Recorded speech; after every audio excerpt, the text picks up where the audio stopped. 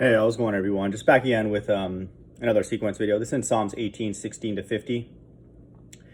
A lot of this is, in the Psalms is getting victory over the enemy, God's enemies, and in this case, David is speaking of that, pretty regularly. And so there's a theme that it's going to focus generally on salvation and then, having victory over the enemies of God. And so this is the same. Psalms 18, 16 to 50. He sent from on high, he took me.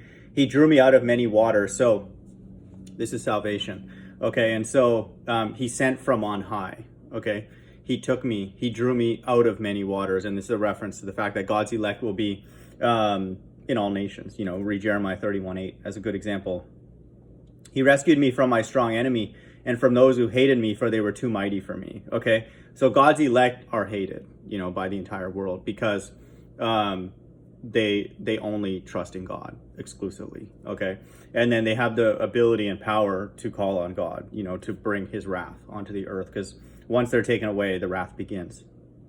They confronted me in the day of my calamity, but the Lord was my support. He brought me out into a broad place. He rescued me because he delighted in me. Verse 20, the Lord dealt with me according to my righteousness. Okay, so we have to have righteousness greater than the scribes and the Pharisees. That's what Jesus says. According to the cleanness of my hands, he rewarded me. For I have kept the ways of the Lord and have not wickedly departed from my God. For all his rules were before me, and his statutes I did not put away from me. So this group of people is saying that they can't honor those in this place. So they have to be taken away. So that's the practical aspect of this group of people that are going to be saved. They don't care about anything that the world says. And then that's why the world hates them. I was blameless before him, and I kept myself from my guilt. So the Lord has rewarded me according to my righteousness, according to the cleanness of my hands in his sight. That's in verse 24. That's for God's elect. Verse 25. God keeps his eye on his elect. Like it says here, according to the cleanness of my hands in his sight. That's who he's looking at to decide. That's who the Most High is deciding, looking at to decide when Christ will return. Verse 25, with the merciful, you show yourself merciful. With the blameless man, you show yourself blameless. With the purified, you show yourself pure. And with the crooked, you make yourself seem torturous. For you save a humble people, but the haughty eyes you bring down. For it is you who light my lamp. The Lord my God lightens my darkness. For by you I can run against a troop. Here we're starting to see, after salvation, this group is going to return with Christ to destroy everybody, all these enemies that hated the truth. And so, which is a majority of the world. But here we're seeing that they're going to return in a powerful state with Christ. For it is you who light my lamp. The Lord my God lightens my darkness. And so these are in these UFOs who can shoot out lasers, then they kill, and body and soul can be destroyed by these so-called UFOs, and they're not coming for a friendly handshake or anything like that. Okay, they're coming to destroy. For by you I can run against a troop, and by my God I can leap over a wall. So this is where they have powers. This God, his way is perfect. The word of the Lord proves true. He is a shield for all those who take refuge in him. I highly recommend people doing that. Verse 31, for who is God but the Lord, and who is a rock except our God, the God who equipped me with strength and made my way blameless. He made my feet like the feet of a deer, and he set me secure on the heights. Okay, he trains my hands of war up above.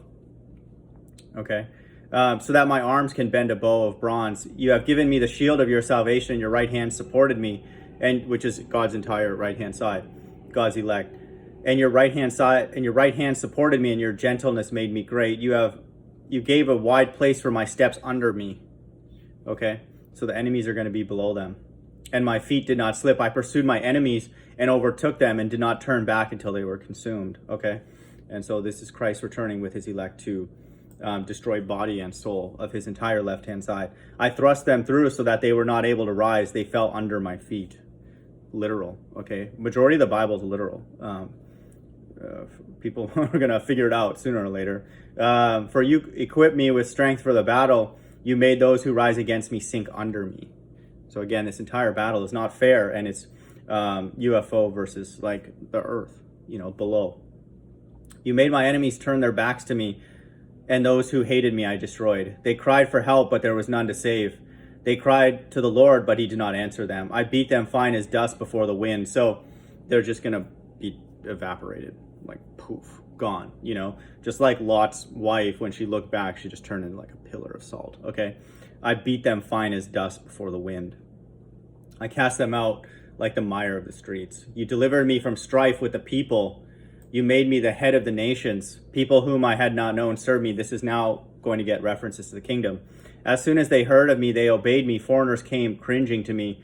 Foreigners lost heart and came trembling out of their fortress. The Lord lives, and blessed be my rock. Exalted be the God of my salvation, the God who gave me vengeance and subdued peoples under me. Who rescued me from my enemies. Yes, you exalted me above those who rise against me. You delivered me from the man of violence. This entire world is run by a man of violence, the beast system. They hate life. For I will praise you, O Lord, among the nations, and sing your name. And so this is now a reference to the kingdom, you know, where there'll be the mixed multitude who come out of the great tribulation period, and they're from all nations.